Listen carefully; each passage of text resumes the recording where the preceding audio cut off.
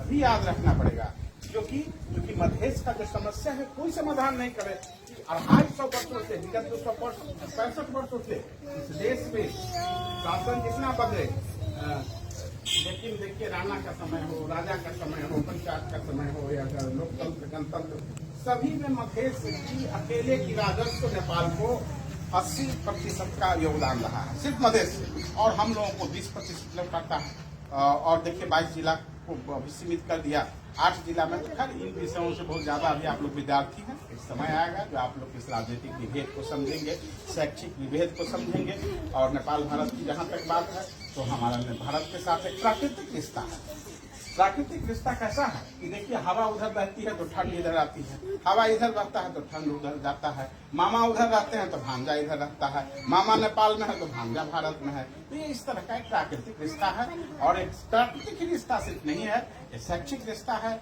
शैक्षिक रिश्ता इस मायने में कि अभी सर कह रहे थे भारत से पढ़ के आए हैं, इधर के लोग भी इधर कुछ अध्ययन अनुसंधान करने आते हैं, तो शैक्षिक रिश्ता है। धार्मिक रिश्ता तो बिल्कुल है ही, सांस्कृतिक रिश्ता तो बिल्कुल है ही। धार्मिक रिश्ता इस मायने में कि अभी हम एक शंभुनाथ सर जी के आदेश से हम जो पूछे थे उसका कारण यही था। धार्मिक रिश्ता इस मायने में है कि केदारनाथ पशुपतिनाथ का दर्शन तब तक अधूरा है जब तक हम केदारनाथ का दर्शन नहीं करते हैं, केदारनाथ का दर्शन तब तक अधूरा है जब हम पशुपतिनाथ का दर्शन नहीं करते हैं। तो यह धार्मिक रिश्ता तो ऐसे ही सिद्ध रिश्ता। और इतना ही नहीं, मैं एक आपको नई बात बताऊं कि पशुपतिनाथ में जो पुजारी हैं उनको पुजारी को मूल भट्ट कहा जाता है। भट्ट कहा जाता है, एक मूल भट्ट होते हैं और भी भट्ट होते हैं, उनके सहयोगी लोग। तो पशुपतिनाथ के मूल भट्ट अर्थात पशुपतिनाथ के प्रधान पुजारी वो आज से नहीं सैकड़ों वर्षों से पशुपतिनाथ के मूल पुजारी मूल भट्ट वो नेपाल के नहीं होते हैं। वो कहाँ के होते हैं? तो तमिलनाडु रामेश्वरम के होते हैं।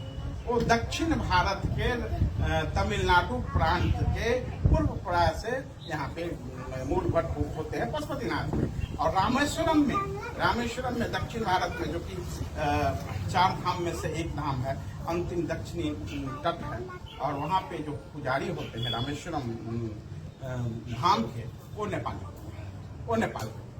तो रामेश्वरम में नेपाल का पुजारी होना और पशुपतिनाथ में तमिलनाडु का पुजारी होना, ये रिश्ता है। इस रिश्ता को कौन तोड़ देगा? ऐसी रिश्ता है हमारी।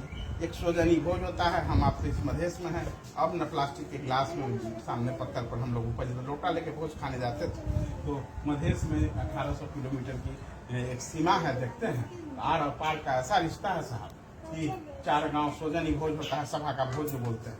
तो मधेश का 4 गांव होता है, पहाड़ का और भारत का 4 गांव होता है, नो मैंस लैंड जो है। तो 4-5 गांव इधर का है नेपाल का, मधेश का, और 4-5 गांव है भारत का, और उसका एक सभा का। वो इस रिश्ता को कौन तोड़ देगा? इस तरह का अद्वितीय रिश्ता भी हमारे बीच में, नेपाल भारत के बीच में है। शैक्षिक रिश्ता, सांस्कृतिक रिश्ता, प्राकृतिक रिश्ता, धार्मिक रिश्ता, तमाम रिश्ता है। और सबसे बड़ी बात है जो कि एक विद्यार्थी जीवन में पुस्तक के साथ तो संगति होनी ही चाहिए, अपने सिलेबस के साथ तो संगति होनी ही चाहिए, पाठ्यक्रम के साथ तो आपका लगाव जुड़ाव होना ही चाहिए, गुरुओं के साथ, गुरुओं के लिए आदर तो होना ही चाहिए। साथ साथ आप हम सभी विद्यार्थी जनों के जीवन में एक्स्ट्रा करिकुलम एक्टिविटीज की जो बात हुई है, वो खेल है, वो और भी तरह का जो विषय है इसके प्रति, और अन्य तरह का जानकारी, देश दुनिया में क्या हो रहा है, इस देश दुनिया का जानकारी जो जुटाने का काम आप करते हैं।